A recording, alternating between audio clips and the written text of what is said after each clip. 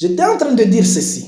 Lorsque une alliance nouvelle vient, c'est avec une finalité de remplacer l'ancienne alliance. Déjà du temps du prophète Jérémie, l'ancienne était déjà déclarée obsolète, inutile, je veux dire vieille et usée, périmée, si c'était quelque chose à manger. Alors ça devient une cohabitation difficile d'avoir une boîte de conserve, ça c'est juste un exemple un peu vulgaire, je m'excuse, boîte de conserve où les dates sont expirées. Voyez-vous, on dit best before le 15 mai. Vous achetez une nouvelle parce que l'ancienne est périmée. Mais voyez-vous, quelqu'un qui ouvre la nouvelle, parce qu'il a besoin de la quantité, il mélange avec l'ancienne. Ça ne fonctionne pas comme ça. C'est une cohabitation impossible. Les deux alliances, ce n'est pas deux ailes d'un oiseau. Nulle part dans la Bible on dit ça.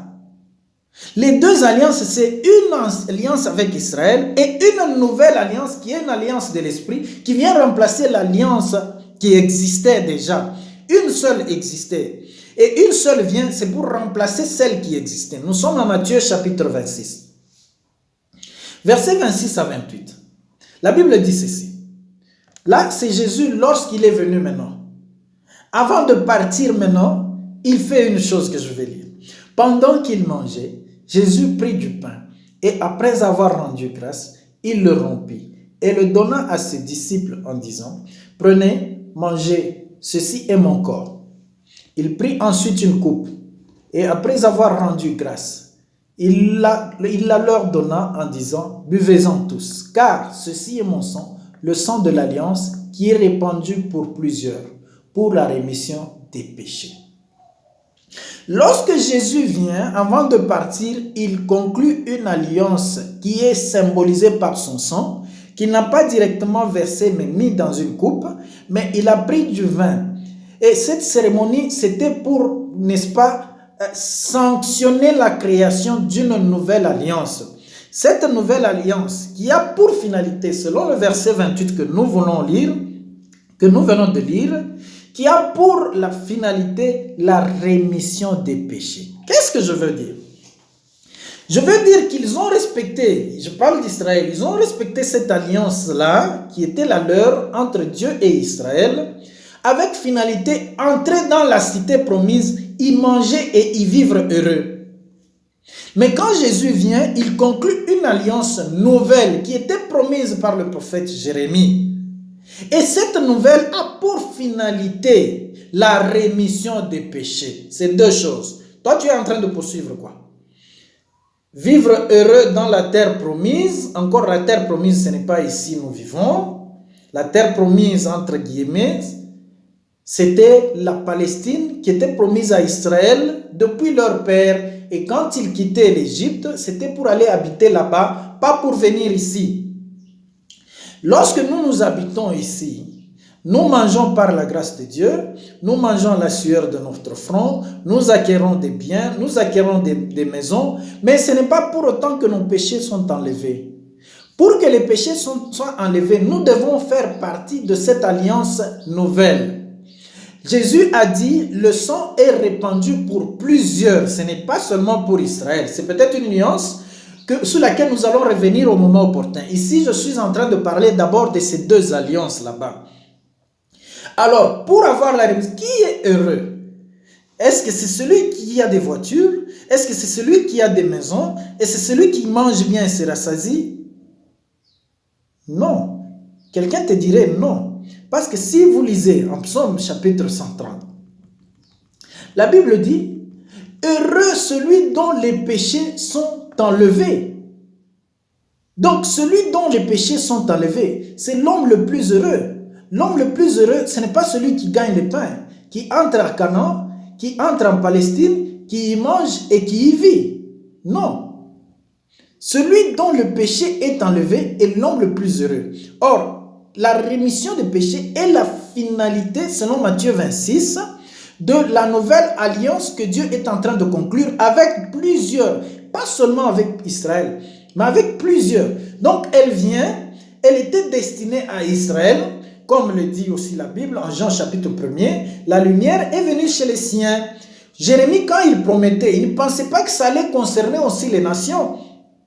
Et le contexte dans lequel Dieu même était en train de promettre, c'était pour que Israël puisse bénéficier de cette nouvelle alliance-là.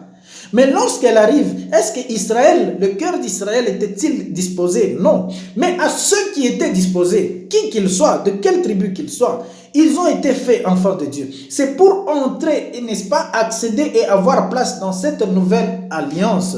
C'est ainsi que lorsqu'ils ont place dans cette nouvelle alliance, ils reçoivent non des nourritures, non des habits, non des vêtements, non des maisons, non des richesses, mais la rémission des péchés. Si vous lisez Psaume chapitre 32, à partir du premier verset, la Bible dit « Heureux l'homme à qui l'Éternel n'impute pas l'iniquité. » Lorsque le péché est enlevé, c'est vous qui devez vous estimer heureux. Ce n'est pas lorsque vous construisez. Parce que la finalité, c'était peut-être, c'est tellement charnel qu'elle ne gagne en rien. Ce qui est spirituel dépasse de loin ce qui est charnel. Voyez-vous? Alors, les deux alliances sont différentes d'abord de par leur nature, mais aussi et surtout par leur finalité. La première, on a immolé des veaux. La deuxième, Christ parle de son propre sang. Et il symbolise par la coupe qu'il a distribuée à ses disciples. Là, il était question de vivre heureux dans la terre promise, tandis qu'ici, à la nouvelle alliance, il est question de la rémission des péchés. Là, il est question pour nous, maintenant, tous, de choisir en quoi nous serons réellement heureux. En prenant les deux alliances, c'est impossible, ça ne peut pas cohabiter. Parce que lorsqu'on parle d'une alliance, elle est devenue obsolète, périmée, en d'autres termes, en des termes plus simples. Périmée. Or, lorsqu'on amène une nouvelle, c'est pour qu'elle chasse l'ancienne, qu'elle remplace l'ancienne. Tu achètes une nouvelle robe, c'est pour remplacer l'ancienne. Ce n'est pas pour couper une partie de la nouvelle et raccommoder l'ancienne. Ça ne se fait pas. Ainsi, on ne marche pas avec les deux. Dites-moi après ce discours, pensez-vous que les deux alliances, c'est deux ailes d'un animal ou d'un oiseau, où l'oiseau ne peut avoir que les deux pour voler? Non, détrompez-vous, ça ne fonctionne pas comme ça. Il y avait une alliance, puis il y avait une nouvelle. Il y a eu une nouvelle qui existe. Cette nouvelle est éternelle. N'attendez pas une troisième parce qu'il n'y en a pas. Si on peut lire maintenant, comment est-ce que nous pouvons maintenant concilier ce qu'on est en train de dire présentement et l'histoire d'Abraham, pour finir? Galates, chapitre 4, verset 21 jusqu'à 31. Nous lisons. « Dites-moi, vous qui voulez être sous la loi, n'entendez-vous point la loi? Car il est écrit qu'Abraham eut deux fils, un de la femme esclave et un de la femme libre. Mais celui de l'esclave naquit selon la chair, et celui de la femme libre naquit en vertu de la promesse. Ces choses sont allégoriques, c'est-à-dire c'était un enseignement. Ça s'est passé pour nous aider en matière didactique, en matériel didactique, à enseignement. Voyez-vous?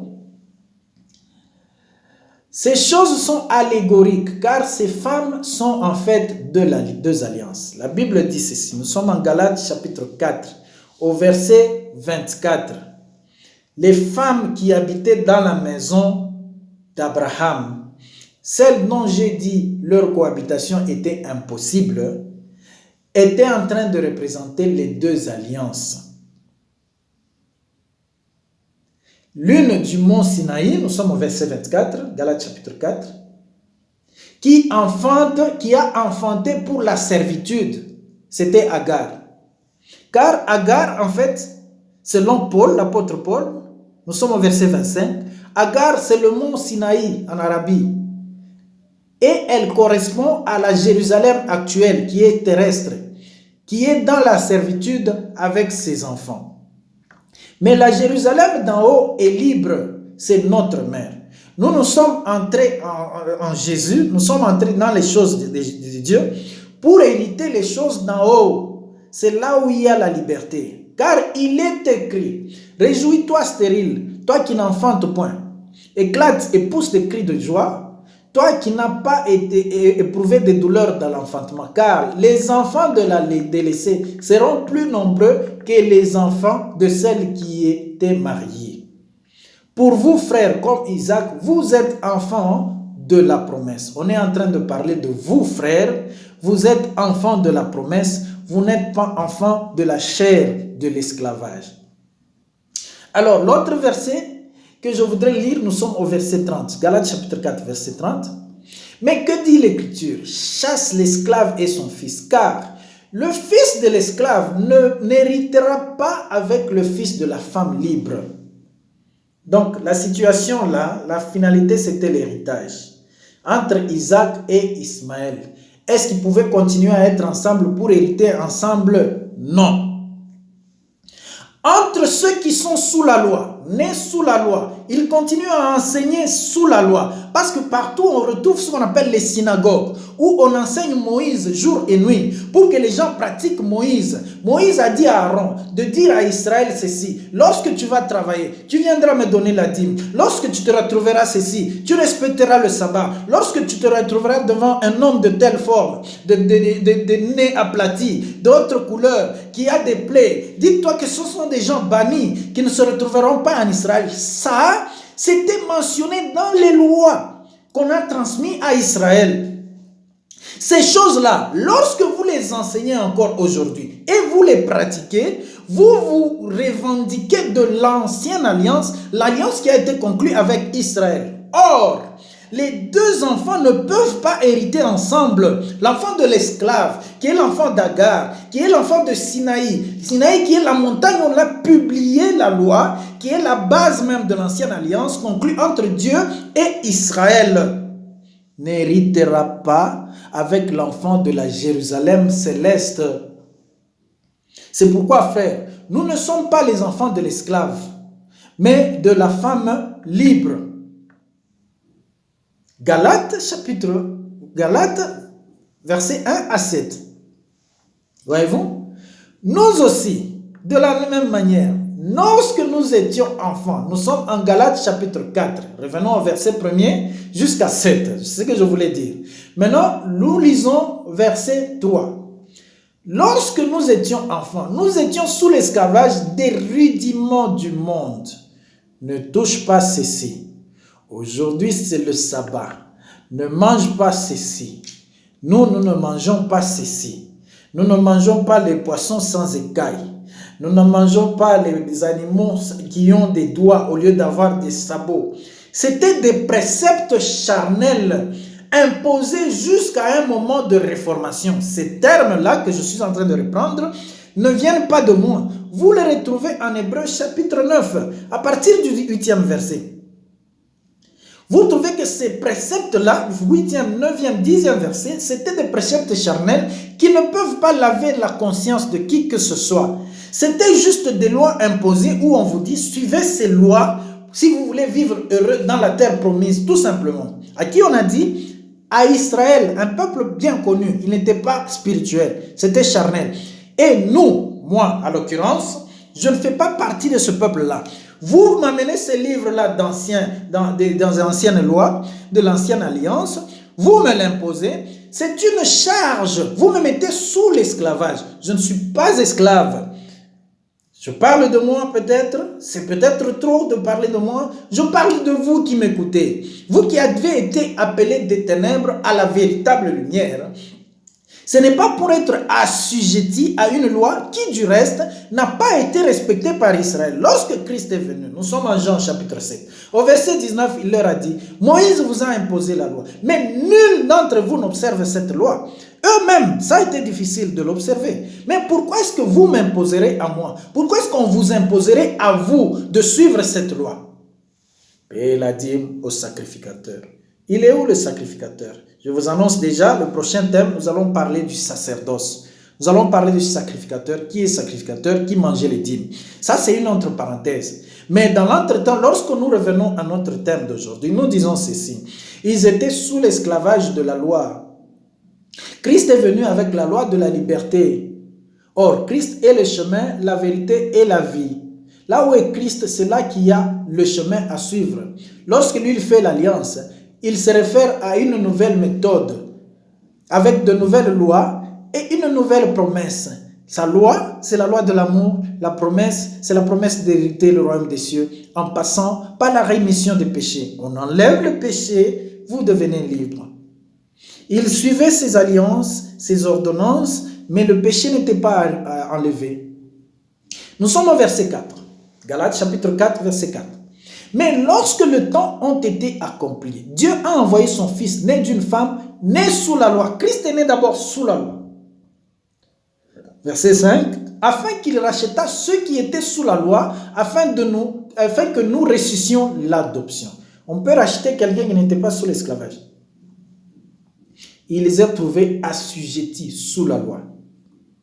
Il est né, lui, sous la loi, pour les racheter par son sang, afin que nous puissions recevoir maintenant l'adoption. Nous qui ne connaissions pas Dieu, nous avons l'adoption. Nous pouvons nous appeler maintenant les enfants de Dieu. Et parce que vous êtes fils, Dieu a envoyé dans nos cœurs l'esprit de son Fils, lequel crie « Abba, Père ». Ainsi, tu n'es plus esclave, mais fils. Et si tu es fils, tu es aussi héritier par la grâce de Dieu. L'héritage, ce n'est pas entre deux. L'héritage, c'est toujours un enfant. Selon le contexte qu'on a lu en Abraham, le fils de l'esclave ne peut pas hériter avec le fils de la femme libre. Où est-ce que vous vous situez? Où est-ce que vous vous situez? Vous vous situez en tant que serviteur de la nouvelle ou de l'ancienne alliance? Parce que Paul a été fait serviteur d'une nouvelle alliance. La nouvelle est venue pour remplacer l'ancienne. C'est une cohabitation impossible que de garder les deux et marcher avec les deux ensemble. Les ailes d'un oiseau, d'accord. Les jambes, d'accord. Les yeux, d'accord. Mais les deux alliances, c'est impossible. Selon Hébreux 8, c'est comme par un blâme qu'il a dit, je vais créer une nouvelle. Je vais conclure une nouvelle qui va remplacer l'ancienne. Alors, accrochez-vous bien à ce qui a les meilleures promesses. C'est la nouvelle alliance, l'alliance par Christ et les lois par Christ. Parler des lois, c'est notre thème. Comme j'ai dit tout à l'heure, parler des sacerdoces, c'est la prochaine conversation. Restez branchés, restez connectés et que Dieu vous assiste. Merci pour tout ce que vous faites pour nous. Nous avons déjà un groupe, une chaîne YouTube. C'est facile, mais les adresses, si vous voulez nous communiquer, c'est toujours les mêmes. Le numéro de téléphone 081 324 83 01. Je dis plus 243 81 324 83 01. À n'importe quel moment, par WhatsApp, nous sommes aussi connectés. Et que Dieu vous assiste.